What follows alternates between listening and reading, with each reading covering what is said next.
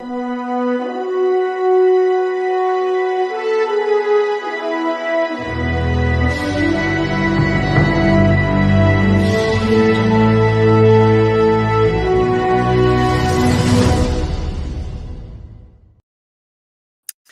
good morning, everyone, and welcome to our Thursday show, our Veterans Day. Good morning, Jill.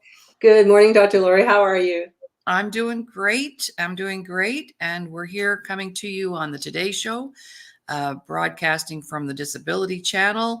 And every Thursday, we feature something about our veterans, Jill and I. We co-host, and sometimes we have a guest, and sometimes we don't. We are expecting a guest today if she's able to be here. So we'll bring her on if she arrives. But in the meantime, I told Jill, have you and I ever been short of anything to talk about? Oh, never. We are just so interesting. Yeah, exactly. So I see our guest has arrived, so we'll just do a bit of an opener and then I'll bring Marie in. Sure. But anyway, so you had a fun night last night. What were you doing out on the town? Oh my goodness. I went to a toast to Ted Byfield, and it was a last minute invitation. I didn't know who he was, but he was the creator of the Alberta Report.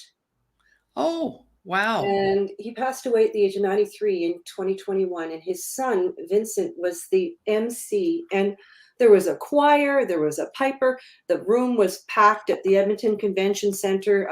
Premier Daniel Smith was there, Preston Manning, Stockwell Day, former Prime Minister Stephen Harper came in on video. All these wonderful tributes, and I met some fantastic people. And, you know, he was considered, Prairie Lion is his bio. And this was written by Jonathan Van Maren, and he was there to speak as well. Some real solid people honoring an amazing Canadian. And I was so privileged to be there. Wow. It was amazing. Yes. Oh. Over 500 people. And it was a fundraiser because they're putting the textbooks in schools for education, for history, Canadian history, and so on. And Ted Byfield, you know, he created schools for children, special schools. For example, I met an Indigenous man, Donald Morin, singer, songwriter, filmmaker, actor. He was a 60s scoop, and he was in 14 foster homes by the age of 4. Until he was adopted by a family, and he went to St. John's schools. And I want to do some research on that. But Ted Byfield was an amazing man, and I had no idea. You know, I never heard of him. There you go. Right? So now I have some reading to do, but you know, there are some amazing people out there doing wonderful things in their communities. And the people who supported him donated hundreds of thousands of dollars for his programs. Wow. Local people. Wow. Local people. Wow. So what a privilege to be there. Yeah. Now I see Marie is here, but I don't see her. Let me see. Okay. Maybe she's trying to get her camera going. There she is. There she is. Hi, Marie. There she is. All right. All right. Hey, people keep moving my camera or my computer around, so they're better now. So may I do a little bit of background, Marie? Yes. Yes. So the veterans. So yes, Marie, Dr. Laurie, Marie. Marie is coming to us from Calgary, from the Veteran Association Food Bank. Now I know it's had different titles, but people know it as the Veteran Association Food Bank, VAFB. Marie is the founder, and it's been operating for a few years now. I'll let her get into the history of it, but I consider Marie Blackburn the Mother Teresa of Alberta, truly, or actually Canada, because she helps veterans across the country. And I've reached out to her to help out veterans in different provinces, and she's always come through, always. She never says no. She says, we'll find a way. So Marie, thank you for joining us today. We want to shine a spotlight on your organization and what you do. And so welcome to the Today Show, Marie. Thank you. Yeah. Marie, could I ask, are you on a laptop? No, on my computer at work. I forgot Oh, my okay. laptop at home because I couldn't find my keys and I was all stressed out. So Oh, okay. No worries. No worries. Yeah. Well, good morning to you, and thank you oops, for being here. Whoops. There we There go. we go. it's There we go. There. That's a Yeah. lot better. Yeah. So I guess my first question is, what inspired you to start the organization? What was it that Um, was that magic moment when you went, okay, enough, I'm doing this? well, my dad was a Korean War veteran. So we're still alive, but he was considered a severely disabled veteran through Veterans Affairs. So I had seen his struggles his whole entire life. He worked at the Colonel Belcher, and I would visit him, and I would see all the people that were struggling. And it always just was one of those things I had to do, but I just never fell into the right spot. And then I started volunteering with the Field of Crosses, and he said, "You are such a good worker." He said, "Do you think you could come and work for me?" And I said, "All right." So it was the lowest paying job I ever had in my life, I think, but I was the happiest I'd ever been in my life. So I stayed there for 7.5 years. And then they just shut the doors. And I said, "Well, what about the veterans?" And they said, "Well, they'll find resources elsewhere." And I knew that wasn't true. I'd seen these people day in and day out. Mm-hmm. And I knew that that was not the answer. So I kind of drank some wine and I kind of thought about Mm-hmm. it. And I drank some more. And then I'm like, just Mm-hmm. do it. Like, what else? You have nothing to lose. Like, so I only had about $10,000 in the bank that I could put forward. But everybody that I met, like the lawyer, said, "We'll do this for you for free because you're doing the right thing." The landlord gave us 3 months free rent. Like it was everybody was just pitching in. And then my first week, I had like one bag of groceries and no money. And I thought, have I done the right thing? So this, I don't know, this guy came in one day and he said, "What is it you need?" And I said, "I need people to know who we are. I need people to help me." And the very next day, all the media people came in, and within I think it was 10 days, we had raised $150,000 and we were well on our way. So, Oh, wow. and it has just grown since then. It's Calgary now. We started off in one little tiny bay. We now have 4 bays. We have Edmonton, Grand Prairie, Lethbridge, Edmonton, and we're now moving into BC, Manitoba, and Saskatchewan. Mm-hmm. Wow. I know. It's crazy. That's incredible. And you have a whole host of volunteers in all these locations as well. It's just, like I said to somebody the other day, I came from a family of 3, but now I have this family of 50,000 plus because everybody is there to help each other. Mhm. And, when people say, what is the success of how you do this? It's just because this belongs to veterans. This belongs to them. And when you have pride and ownership in something, you tend to nurture it and make it want to grow. So that's kind of how I got started and how we kind of support the program right now. Wow. Wow. And how many years has it been up and running now, Marie? September 5th was our 6-year anniversary. It's just flown by. So, Yeah. Oh, wow. yeah. Wow. So let's talk about, the services. What is it that you provide? So we did start off as a food bank. That was sort of critical. But then you kind of start thinking, it's great to give them food, but have they paid their utilities to make sure they can cook that food? Do they have a roof over their head, or are they, at risk of losing that as well? So we started the emergency funding program.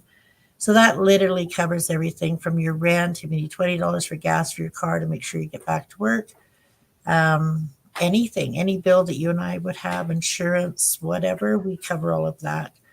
Our mission statement is simple: it's to prevent homelessness, hunger, isolation, and ultimately veteran suicide. So we've always thought if you can take care of those first 3 and get somebody to a stable spot, then you give them hope. I had one day it was really, really hot in here. The air conditioning had break down. I just wanted to go home and sit on my patio with something cold and get away from the heat. And this gentleman came and tapped me on the shoulder, and I said, "What is it you need?" And he said, "Well, I just need some help." And I'm like, "I just want to go home." It's been a long day. Yes. Anyhow, I came in and he was, facing divorce with his wife because he couldn't support the family and he hadn't filled out his Veterans Affairs paperwork. And So we paid all his bills that day, gave him some food, and then we got him in the next day to fill out all his VAC paperwork, which in turn down the road, he's now living comfortably. Mhm. But I ran into him he was in the military pipe or the Navy pipe band, and I ran into him about a year later, and he thanked me for helping him. And he said, "Did you notice I sat in the parking lot all day?" And I said, "I did." And he said, "Well, I was sitting there getting the courage to come in." He said, "Had you said no," he said, "I had a Glock underneath the seat of my car, and that would have been my last day." So we hear stories like that all the time. So that emergency funding program is so critical, just doing all those wraparound services. And then we have our Pet Promise program. We realized how critical that was for our veterans. We had a veteran that asked me to give his dog a haircut, and I'm like, "I know, that's not a good idea." It covers veterinary services. Is that Everything, yeah. And it's just when he said he couldn't afford to take his dog to the groomer, I just saw this horrible look on his face that everybody must have thought he was the worst pet owner because he couldn't provide the basic necessities. So we started the Pet Promise program, and it covers everything like from like euthanizations to surgeries to teeth cleaning, whatever you need, whatever your little dog or cat needs, and we cover all those costs. And then we do like taxes, and people say, "Well, why would you do their taxes?" Well, many of our veterans haven't done their taxes, and by doing their taxes, that gives them like the government money for subsidies or energy rebates or whatever. So then that can bring extra money into the family. We do estates and wills because a lot of our veterans, like there's so many that have nobody. And when they pass, we don't know what to do with them. So at one time I had 4 of them on my desk. 3, I found homes for them. And the last one I took fishing with me. So he's in the lake now and he's happy. But those things are critical. Like I think a lot of people forget that this is a full project. It's not just food and it's not just paying one bill. It's about that wraparound service that they need all the way till the very end. And then we have a thrift store. Oh, yes.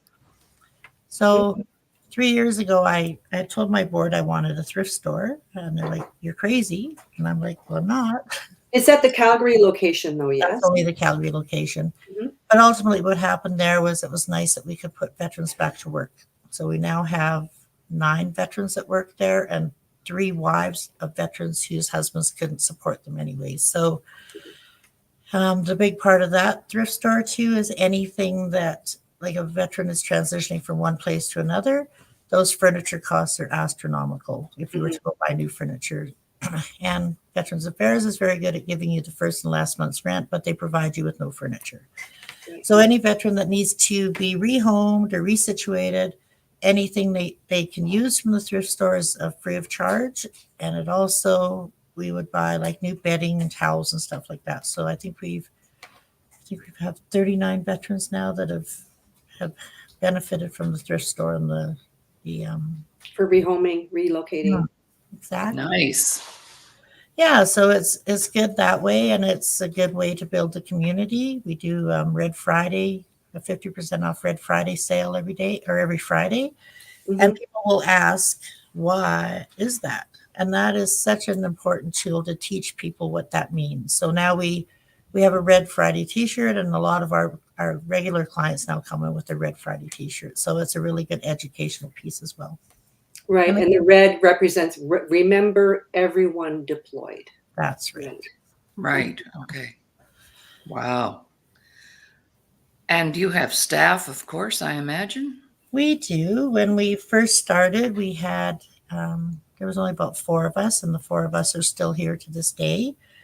And we all took 2 years of no pay just to get this up and running. And so now we have 21 staff members across the province and a lot of volunteers. So we're doing good. And out of that 21, I think 18 are veterans or spouses of veterans. And then the other, I think there's 3 of us that aren't veterans, but we are family members of veterans. Well, I know I've benefited from the location here in Edmonton. You know, just having the facility in Edmonton. I go once a month now to do a writer's workshop that is sponsored by Veterans Affairs, and it's a hub now. It's almost like a gathering place, like a clubhouse, It is. And like I've had many veterans say, I don't know what I'd do if I didn't have this place. So we have done a Thursday dinner every single Thursday except one for 6 years. I usually cook, but now I'm teaching them how to cook. So we're having some issues with how to chop things, but it's just about getting them involved. It's about giving them that sense of pride and purpose again, right? I think for so many of our military people, that's what they did. They served. And then they get out and it's like, what do I do now? So this gives them the perfect opportunity to engage in the community and get involved in other things. So. And I know some of these fellas love zipping around the warehouse with that forklift. Oh, I know. It's like they're back at work again, you know, and the camaraderie and the banter. And that's exactly it. It's like I sometimes, like, we call it the coffee table, but I sometimes overhear some of those conversations, and it's sad. Like, I'm like, how do you just get out of bed? Like, how do you function every day? And then I had one that used to come in all the day, crabby as could be. And I said to him, why do you come here if you're so miserable? And he said, you guys speak the language. And that's exactly what it's about. Like, they have a uniqueness that none of us will ever understand. They have a bond that's stronger than anything we'll ever go through. And they get each other's quirkiness and hurts and pains and everything else. So that's why this place and Edmonton, well, all of the places are so important to give veterans a place to be. Yes. All right. Well, we're going to take a little 30-second break. Get your breath, because I just want to hear more and more and more. The more you talk, the more I want to know, Marie. I'm telling you. It's awesome. I'm going to have some coffee now. Yeah, go grab it. Okay, 30 seconds. The day is set. Join us October 12th, 2024 at Carrigan Arms for our next fundraiser in honor of veterans, the Invictus Games in British Columbia, Canada, and TDC Employment Program Enrollment. For more information, email us at info@thedisabilitychannel.ca. Introducing Veteran House Alliance International Monthly 50/50 Raffle. Purchase your ticket today, link on display, and have a chance to win cash and help a great platform supporting veterans. Welcome back, everyone. I'm Dr. Laurie Davis, your host for the Today Show. And on Thursday, we feature specialized communities, particularly our veteran community. And we were wanting to include other communities like our Indigenous community, the disabled community. And it was so broad, we've now expanded. And on Thursdays, we do a totally separate show, our VIP show, Voices of Indigenous People.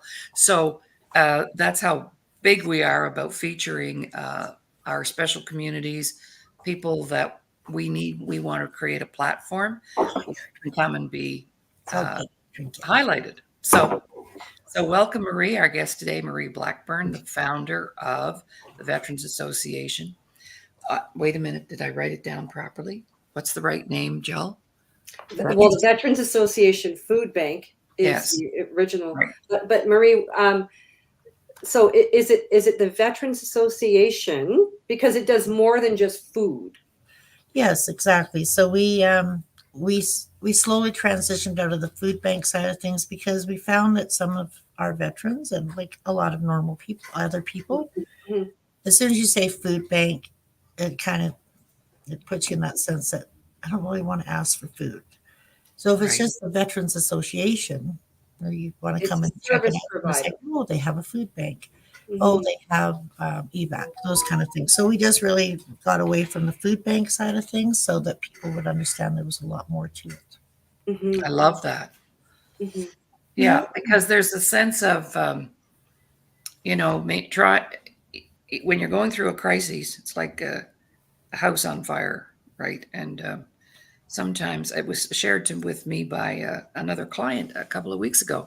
And she said, when people are in crises or there's a community going through a crisis, it's like it's on fire. And people are busy saying, well, what do you need? What do you need? Well, when I'm on fire, I don't even know what I need. So to have those wraparound services and that broader spectrum helps me while I'm on fire to maintain my dignity. Yes. Right. And that's the biggest thing, is that we tell them, you leave your pride outside and we'll leave our judgment alongside that. So Oh, I just love getting that. them in the door. You know what? Mhm. So that's one of the nice things about our Thursday dinner. It's kind of like a sneaky way to come in and find out what we do without actually coming in and asking for help. So Right. when they come in, they'll talk to another veteran, and then that veteran will say, well, go talk to Marie or one of the other guys, and they'll help you. But they would never have that courage just to come in on their own and say, I need help. So No, no. And that's because we're on fire. that's great. So I love that analogy. When I'm on fire, what I need is a fire hose. Like, yeah. put out the fire, and then maybe I can figure some things out, right? Mhm. Yeah. Excellent. I remember the first time I toured your facility back in 2020, Marie, when we first met in person. Yeah. I was just so excited, and it was a flurry of activity because you had renovations going on. They were expanding. And I went to the back warehouse, and somebody had gone around the city with their van and collected food from the donation bins that you've set up across the city in the region. And the guys were ready to, okay, back up the van and pop the hatch. All right, folks, bring the pallet over and let's load her up. And we'll unload the van and load up the food warehouse. Yeah. And it's a real operation that you've got going. It's fantastic. It is. Yeah. It's And you do. Oh, sorry. Go ahead, Marie. Go ahead. it is 99% community driven. It's not, I'm not saying anything bad about the government, but we, up until this year, have had zero federal funding and zero provincial funding. So, with that being said, we've had to work our little fannies off to go to events almost every weekend, make those connections with other and we don't even get a lot of corporation money either, but we did sort of an analysis on our funding last year, and 86% of it comes from individual donors doing $20, $100 kind of thing. So we don't get, we have some that do bigger sponsorships, but this is just individual people. And then we had, when you go to the grocery store and they say, would you like to donate $1? Well, 96,000 people donated $1. So that's kind of gives you a sense of where funding comes in. Mm-hmm. As we've grown now, we're getting bigger. People are recognizing us now and understand we need. Just hold it. And we just need to keep going to work with bigger corporations that will be supporting us down the road, because it's, as you can see, the economy has been so difficult on people that $20 that we used to get is a struggle for a lot of people now to give us that $20. So, but it's pretty impressive that our community has such heartfelt feelings for our veterans that they want to contribute and help. So we're pretty fortunate that way. Wow. That's amazing. Yeah. So, in a way, and I don't mean to be disrespectful either when it comes to the government, but at least this way you maintain a sense of autonomy and independence. Yes. So and we you're did. not under the guise of, funding. It's very true. Traditional funding. So we're not really, they haven't really announced it, but they've helped us out this year so we can start helping. So we have a lot of homeless veterans, but in my opinion, you can't just pluck them off the street unless you have all those services to support them. So if they have drug and alcohol issues, do we have the treatment facilities to put them in? Do we have the psychological help? Do we have the housing? Well, no, we don't. Mm-hmm. So we support the homeless veterans in a different way by providing gift bags or gift cards or whatever they need living on the streets. But my biggest thing was, let's stop the cycle of homelessness. So we applied for this grant and we asked that they start paying 70% of, do a split. So we can now subsidize their rents, which is good. So in our city right now, the rents have gone through the ceiling. Mm-hmm. So I can tell you that we have 37 veterans from September till the end of June that would have been homeless had we not prevented that. And out of those 37, there was only there was 35 of them that were just everyday people that didn't have drug and alcohol issues, but they were just uprooted from this life. Whoa. Now it's my understanding now that Veterans Affairs won't cover those hotel stays like we do, that they want them to go to a shelter. So I think that's the most undignified thing that could ever happen to a veteran, especially when you've just been living your life normally and you get thrown into the mix of life because your rent has become so expensive that you can't afford it. So we now can help them pay that rent. And like even with the food, I've had a lot of people say, well, without that food, I wouldn't be able to afford my rent. And that's the biggest thing now is let's just stop letting these guys end up on the street. Mhm. I had one in the hospital the other day, and she called and said, is there anything you could do to help? And I said, well, yes, of course, we'll put him in a hotel. I said, just out of curiosity, what would you have done with him if you didn't have me? And she said, we'd give him a bus ticket to the shelter. So that's what's happening. Oh, wow. In shelters now, as opposed to living in a hotel till we can rehome them. Mhm. But even when we get to the point of rehoming them, it's usually about a 3-month process by the time if you have to fill out paperwork and wait for subsidized housing, which never happens. But once you get them, like for 3 months, you're looking at almost $10,000 in hotel stays. And then you have to, once we find them a place, it's rent and damage deposit, food, clothing, whatever they can't get from the thrift store. So you're looking at between $10,000 and $12,000 per person that we've prevented from becoming homeless. But then you look at the other scope of it. If they become homeless, I think the most important thing that matters is there's no price on dignity. Mhm. Right. If you end up in that shelter, it's just horrifying. And then you slip further in, and then it's harder for people to recover them and get them back to a stabilized environment again. So that's our biggest initiative right now, is just preventing this homelessness and trying to find them places to live. That's the other cruncher. There's nothing cheap in the city at all, but we're Mhm. getting there. Mhm. Yeah. And the key word being dignity. That's huge. Yes, that's everything. Yes. We had a That's my veteran top one word. time. He was living in the back of a McDonald's, and they would give him food if he took the garbage out. And then somebody referred him to us, and we put him in Homes for Heroes. That's where Mhm. we send some of our people. And I remember the worker saying, he's like, he's just going to die. And I said, yeah, but he's going to die with dignity. He's not going to die behind a dumpster. And that, I don't know if that means a lot to everybody, but it means everything to us. Like till Mhm. the very end, whatever your life is, like I said to you, we don't judge anybody. Like we don't care what your circumstances are. We don't care Mhm. what you think you have let your life go to. We are just here to help heal you and get you to a better place. Right. And to remind our viewers, these are veterans. These are people who served our country That's right. and signed the dotted line to be prepared to pay the ultimate sacrifice for Canada. Yep. Yeah. So Oh, it's heartbreaking. yeah, it's I think though that with our organization and quite a few of the other organizations we've connected with now, I think before it was just this whole mix mash of people, everybody trying to help, but nobody connected. So now that we've started our organization, we do have people that want to connect with us, like the Military Family Resource Center, Homes for Heroes, even Veterans Affairs is becoming more involved with us.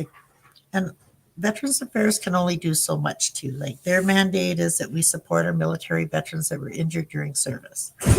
A lot of them weren't injured during service. So what do you do then? So, but they will call us frequently and say, this is not part of our mandate. Can you help? So without Veterans Affairs doing their part, these people would have nothing.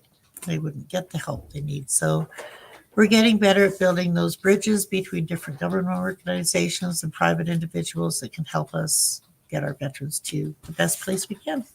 Because Mhm. your boots on the ground. Veterans Affairs is providing basically funding, Yeah. but you are the boots on the ground to help people. Yes. Literally. Yeah. Front line. Yes. Yeah. But just having this place that they can come to is just the best way to do it. Like the Legion was good too. I'm not saying anything bad about the Legion, But we have a lot of recovering alcoholics because of their military service or whatever. And going into a Legion is not where they want to be. So where do you go to find that camaraderie? Where do you go to volunteer time? Where do you go to serve? There's just not a lot of places out there. But having our little hub here, it really helps our veterans. Are you able to give out a physical address where you're located? Yes. Okay, and I'll put it up on a banner so that it's recorded on the show. So go ahead and I'll text it in. So for the Calgary, it's number 10, Mhm. 820 28th Street Northeast. Just a second now. Oh, that's okay. 10, 820. 28th Street Northeast, Calgary. I'd like to hear a little bit about your facility. What does it look like? What does it include? You have office space, obviously, and So we sounds have, like you have a warehouse. yeah, we have 2 warehouses that are connected, and then the whole front area is open. So it was really important for me to make sure that when a veteran walks in, that we don't put them in a box. We just got them out of that box. So when they come in, there's 5 desks, and all of us sit here, and they can come and talk to any one of us. And then if there's anything that needs to be private, then we can go to a different office. And then we've got our food store, and then we have our food storage, and we have our thrift store sorting bay, and then we have a lounge upstairs. The lounge we use for training, and sometimes if a veteran just wants to go up there and do paperwork by himself or just have quiet time, that's always an option. It was kind of designed that if the Flames ever were in the playoffs, we would use that lounge, but we haven't used it for that at all. It sucks, but yeah, we just wanted to make it more of a community space for people. We've now taken over the bay next door, so we have an acupuncturist that comes 2 days a week. She is literally changing the lives of so many of our veterans, ones that have PTSD or injuries or sleep problems or whatever, smoking. And she's fully booked every single Tuesday and Thursday. So we've now taken the space next door where she will have an office where she can run her business. And then we have another office right next door that is going to be for the foot clinic, the hairdresser, the dentist, and the massage person. So they'll all just share that office, and then we'll run these events once or twice a month, depending on how many people need that service. And then the middle of the warehouse, and this has been, Jill will probably start crying when I tell her what I'm doing with this, but it has been super, super important for us to start reaching into the music and arts world. So the middle of that bay, we've applied for funding through many different avenues to turn it into an actual music studio. So we'll have a recording studio, we'll have a songwriter's lounge, and there'll be TVs all throughout this thing. So it doesn't matter where you are in the world. If you want to zoom in for a music lesson with other veterans, then that will be something that we can facilitate. Oh, I can't wait. Wow. I might have to come to visit you in Calgary for the launch. Well, so that's a super important part of what we want to structure into it. And then we'll have yoga in there when they're not using the music studio. And and then we, of course, have our thrift store, and we have our outreach program where the guys are constantly reaching out to people. We have home visits that go out and help people out. So it's kind of all that stuff. Well, let's talk about Marie for a few minutes. And when do you get to sleep? I don't. I don't. Right? Somebody said the other day, you need to take a holiday. And I'm like, this is my holiday because I love my job. I don't have an issue coming here. I've worked in many different classes of work over the years where you're making money for somebody else, or you're always at someone else's beck and call. And I just want them to be at my beck and call now. I want them to know that they have somebody they can trust, somebody that they can rely on, and somebody that ultimately will save their life. And I know that for some of them, like one of our veterans here that's our outreach worker, when you hear them give a speech about how this place changed their life, how they wouldn't be here today, that's what makes me happy. That's where my world flourishes, and that's what I'm I think I was just dropped on here like from the heavens or something, because I finally feel at peace with myself on every level. I don't have any regrets. It's not about the money. It's not about anything. It's just about getting your butt to work every day, and every day is going to be different. Every person that walks through that door is going to be different, and you just have to do your job. And that's me. And then when I have my spare time, I have a dog named Turtle.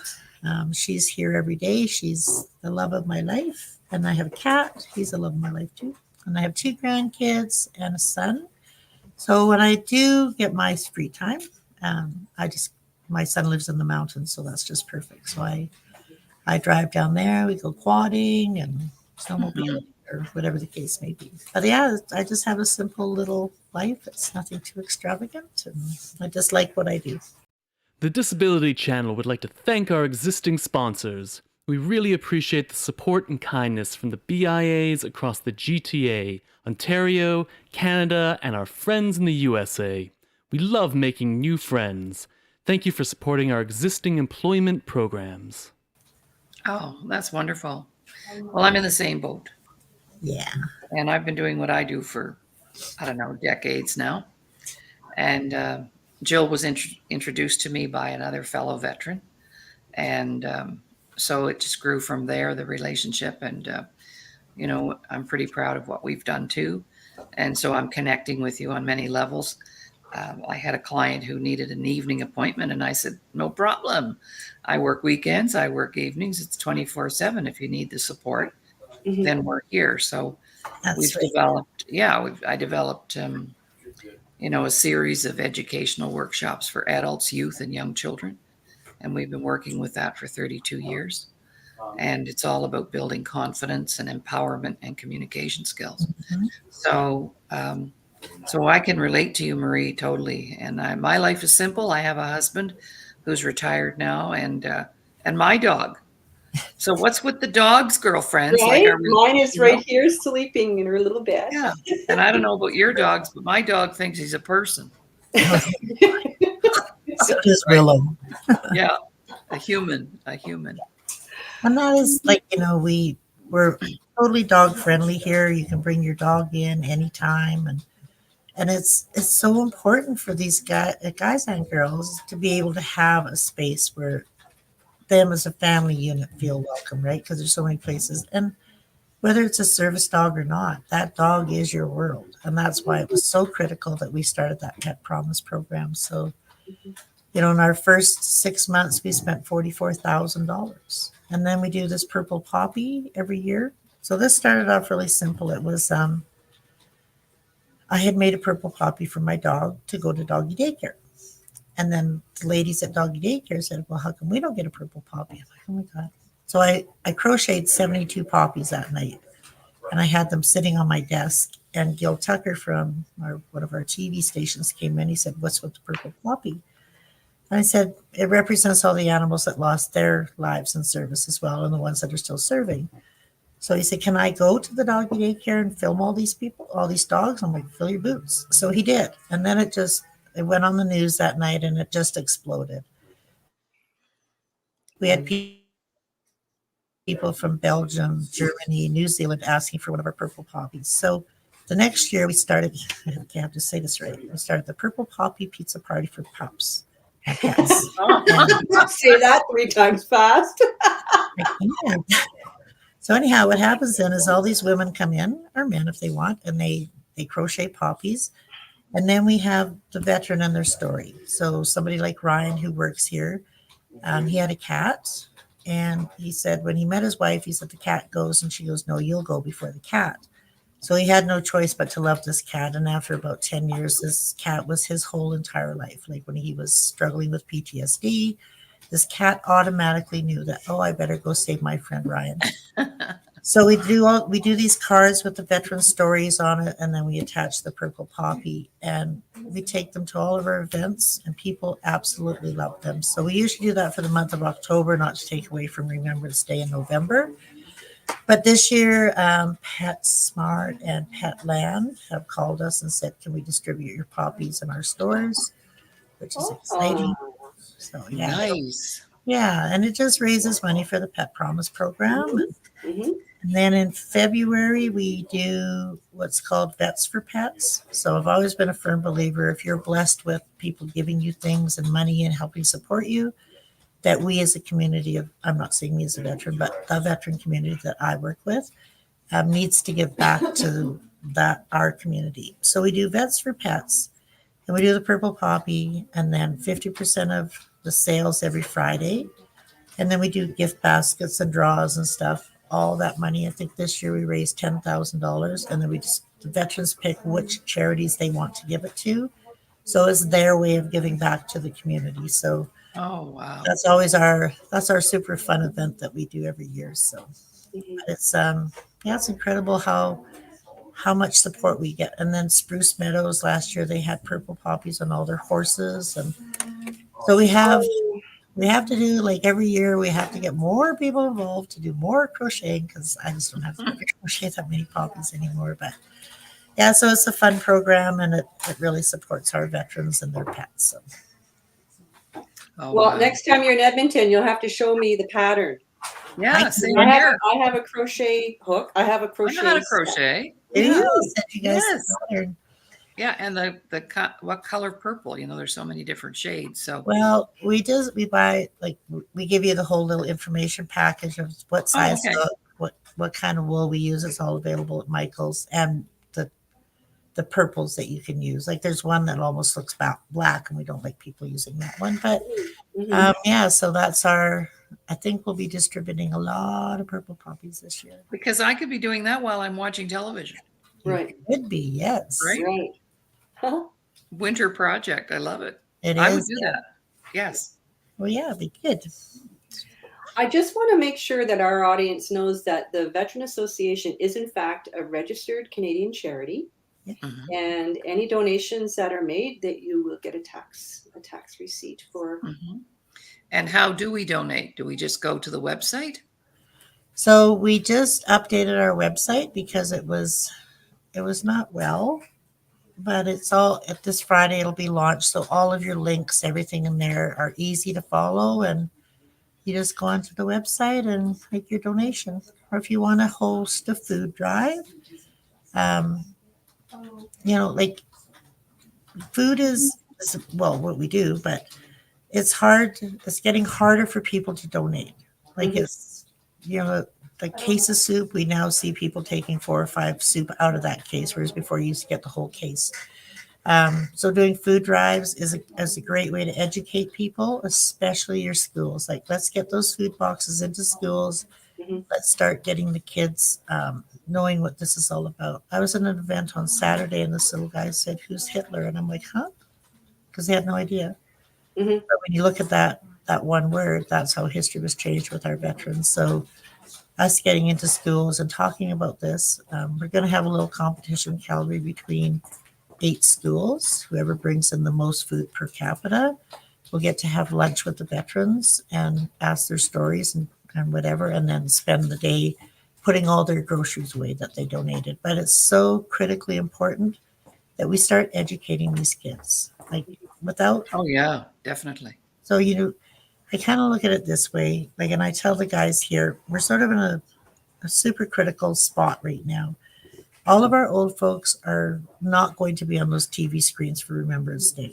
And that's what people associate veterans with. Like we have veterans at the age of 21. These people, and people don't recognize them as veterans. So I say our group right now, you have to do everything in your power to protect that remembrance of all of the ones before you. You're in that middle group right now where you're going to be aging out and you're going to need resources. And as a veteran, you should be very proud that you're going to be leaving a legacy for your younger veterans that aren't going to get the supports from the government and the legions or some other organizations. So you need to remember that you are the focal point right now of the keepers of remembrance and making sure that none of this is forgotten. And it's so easy to happen. And it felt like through COVID, it wasn't, it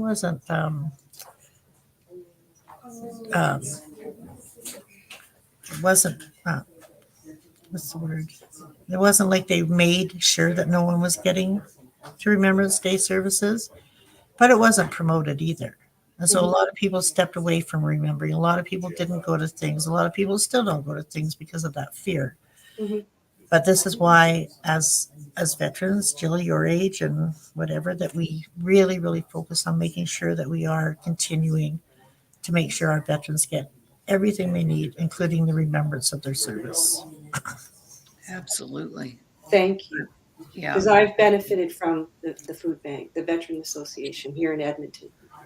And I've benefited from your support as well, Marie, your encouragement for me and in my professional development. You've helped me along the last 3 years since I moved back to Alberta. So I want to personally thank you. You're very welcome. And by the way, I'm not taking any dogs under the age of 10 on any more trips.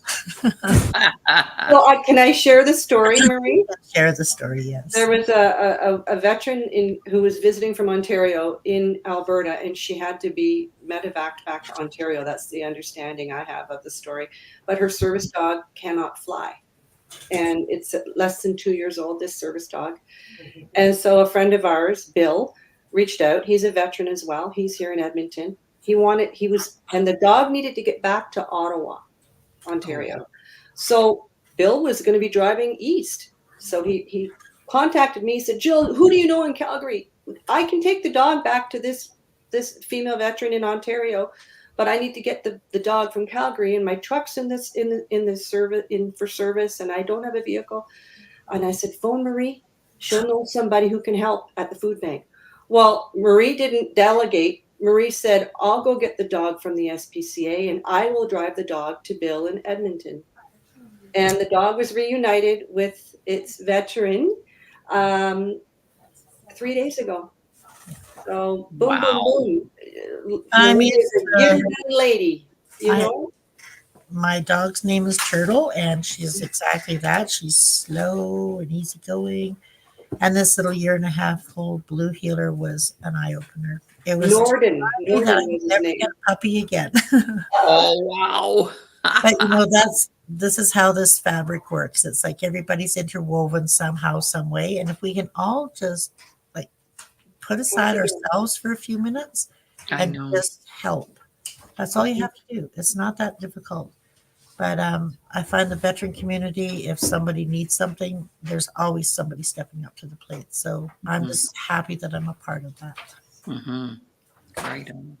You know, Dr. Laura, the other night you had a workshop on prosperity, and you asked us what is the definition of philanthropy. Mm-hmm. Well, Here she is. there she is, right there. Yeah. Yes. Yeah, for sure. Well, I believe that we're all philanthropists if we have a heart for people and we're busy helping others. Yeah. That's what being a philanthropist is. And it doesn't always have to be money. It No. could be your time. It could be your energy. It could be your joke, your sense of humor, your smile. These are all philanthropic efforts. It's just about putting a little bit in each day. Like my daughter-in-law said to me, she's like, you know what? Why are you so nice all the time? Like everyone loves you and you're so nice. And like, how does that happen? I said, I don't know. It just is. Some of us are just a little different. So she calls me and she says, I did something nice today. And I said, what did you do? And she said, I paid for the coffee behind for somebody at the Tim Hortons lineup. And I said, you know what makes it even more special is when you don't tell anybody. That's what that's about, right? Yes. It's not about yourself. It's not about the glory. It's just about putting your mind to something and wanting to make a difference. And there is no glory in this. There is no, pats on the back every day. There are days here that are like, somebody asked me, how do you deal with the grief of losing somebody? And it's that windshield in my van. I just go sit in my van and have a good cry, and then I come back and I get back to work. But, there are really good days here. And there are really tough days here. There are days when you've worked your butt off to help somebody and then they still take their own life. And there's a lot of guilt. There's a lot of fear. But you just need to know that the next person that you help is not going to be that person. You're always going to have those kind of people that those demons are too tough. They can't get through that. So, in a way, it's a learning thing for other people as well here, that when they hear that somebody's done this, it's like, well, why didn't he reach out? It's like, we've been reaching out for 3 years. So there are it's like everything in life. There's good and there's bad. There's uphills and downhills, and we just have to make sure that, even if you do a downhill one day, just pick your socks up and walk back up that hill the next day. So And reach out. Right. yeah, Mhm. that's the most important thing. Is, like I said, we leave that judgment outside along with your pride. So just come in. There's always somebody here to talk to. It may seem like there is no hope, but there always is. Like it's pretty easy. Yes, absolutely. I agree. So here's the address. So the address is like Bay 10, 820, 28. And that's in Calgary. Yeah. Yeah. So there's Bay number 10, Yeah. 820. Okay. Well, let me correct that. Now, I know that there's also volunteer opportunities. I know here in Edmonton, some businesses will send a group of yeah, we have- members out to help pack and compile these food hampers that get delivered every month or every 2 months. I think once a month in Edmonton, and then we just do ours whenever somebody calls in. But I'll just tell you right now, Edmonton's over 200 hampers a month. per month. And we're over 100. A little place like Grand Prairie has 45 veterans that they're supporting right now, and Grand Prairie has got about 30. And it's just constantly growing. And it's hard to believe that there are that many veterans out there that are having such a struggle. Well, and it's a sign of the times. Once you're on a disability pension, your disability pension doesn't increase very much, No. but the cost of living is skyrocketing. Absolutely. That's so true. And for a lot of our veterans, they don't even have that disability, but they still served. Where are those supports for them? There aren't any. Unless you come here, then we will help you. Right. Look who's visiting. Hi, Oh, Jill. there's Dave Bona. Hi, Dave. Yeah. He was on the show last week. He's in Saskatchewan. He's an advocate for mefloquine awareness, and they just had their rally last weekend in Victoria, BC. Yeah, I saw that. So yeah, Hi, Dave. Good to see you. wonderful. Right on. So All right. folks Well, can find out about how to volunteer and how to donate and the different programs with your new website that's going to be launching this week. Yes. So there's everything in there: how to volunteer, how to access resources. Everything you need with simplified little sheets to fill out, where we will be contacted with anything that you need to do. Oh, Marie, you are just a wonder to me. You're one. It's just amazing. Like I say, you're like the Mother Teresa of Canada in my eyes. Oh, thanks, Jill. Marie, it's been such a pleasure to have met you. And Me too. thank you, Jill, for connecting us. Yes, for sure. And Next time when we go to Calgary, Dr. Laurie, we'll have to have a tour and go visit. I'd love it. I would love it. Yes. And I'm going also, to investigate the purple poppy crochet time for Laurie. yes, I'll That get would to be my this. that would be my my therapy. Yes, that's a good one. So I will send you the pattern, and I'll get you the information and stuff. And you're always welcome here, or even go to the Edmonton office and check them out too. Yes, absolutely. Oh, that's Sylvia Somerville from Niagara Falls, one of our colleagues. She's an author, and she writes children's books. And her dad was in the service too. He was in special ops during World War II, and by the time he was 45, had passed away from shrapnel that they weren't able to remove. And my dad was a World War II veteran, and of course he came home with all of his issues. And I did a show about a year ago now. I must redo one. Jill, we could do this some Thursday. We picked people in my age group. I'm 75, so we're now the senior children of World War II vets. And we had a bunch of old girls on, and we were talking about being brought up by, someone who had come home from war, and it impacted our childhood. It impacted our life. And I was really proud of my dad. Over to you, Marie. And it's absolutely true. And that's another thing we really focus on here is the wives and families of Yes. we call them the survivors. And like Dave, one of our workers here, he said, you know what? They didn't put on the uniform, but they made sure our kids went to school. They were fed. They went to meetings. They did everything while we were gone. And then Yes, we would come home and try to parent, and we couldn't parent because we didn't know how. that's right. So for those kids that go through that, or for the wives that go through things, or the wives that don't understand what they're going through, we run a lot of workshops for that. We try to encourage them to come in and volunteer and give them that one day of like, oh my God, I don't have to worry about the kids and all the other stuff. So it is so, so important that this is not just about the veteran. This is about everybody involved. So Right. like for me, my dad is 94 and he still has shrapnel in his body. It's starting to loosen up and go into his lungs. But I've been through that trauma. I've been through the bedwetting. I've been through the night terrors. I've been through the alcoholism. I've been through all of it. Yeah. Not being able to help was the toughest thing that I've ever Yeah. had to go through. So my Yeah. dad came here one time and he said, you know, if they had a place like this when I got out of the military, he said, maybe I wouldn't have been such a failure. Maybe I wouldn't have been. Exactly. So if we can prevent that from happening for other people, that is absolutely a simple, simple part of our mission. That's easy enough to do, right? Just let them Yes. through that door. Yeah. Well, I know when my dad got home, he spent 3 months in Camp Hill in Halifax, the mental part, the mental health care part, but that was it. There was no transitioning or anything like that, so My Yeah. dad ended up going to Victoria where they actually used those veterans as guinea pigs for new foods because they didn't think they'd survive. So my dad, when he got out 3 years later, he sees this stuff called margarine. He's like, we already had that in there. And he said, the worst thing was the instant coffee. He said, it just burnt your throat so bad. So he's never drank instant coffee another day in his life. But, you think back to how veterans have been treated over the course of time. They haven't Yeah. been well respected. And that is absolutely our mission, that every single person that served, I don't care if you served for a day, you signed on that dotted line. That's more than I've ever had the courage to do. yeah, same I here. will make sure that you will get everything you need. Right. It's pretty simple. Well, Marie, it's just been such an honor. And Jill, thank you very much for being the vehicle here on our Special Communities show every Thursday. We feature somebody really powerful, and it's just been amazing.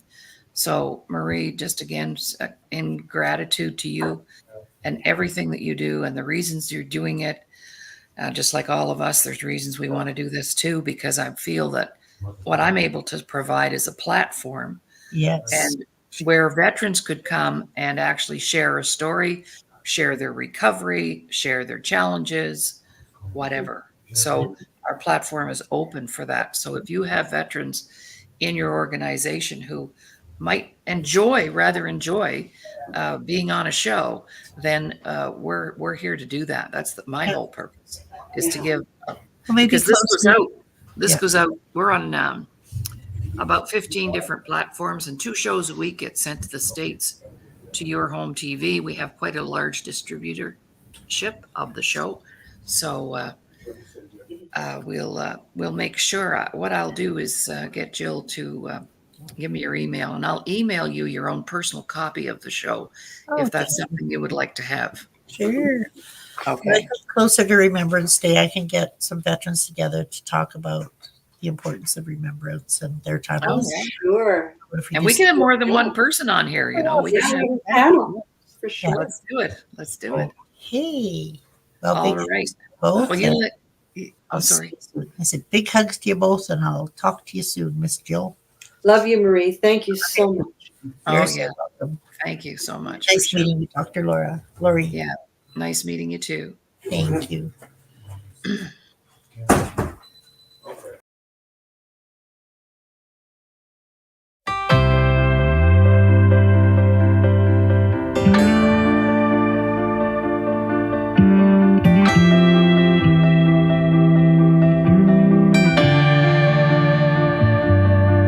To the north I travel, step by step, that road unravels, right then left, and I'm finally on my own.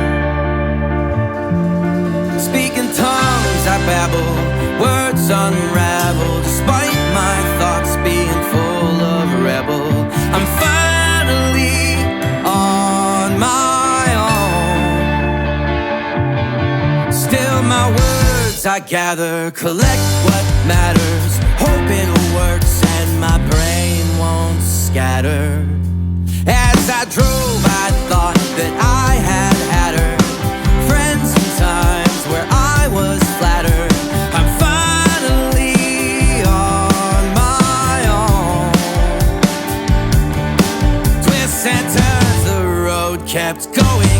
sideways, crossing the lines of 1,000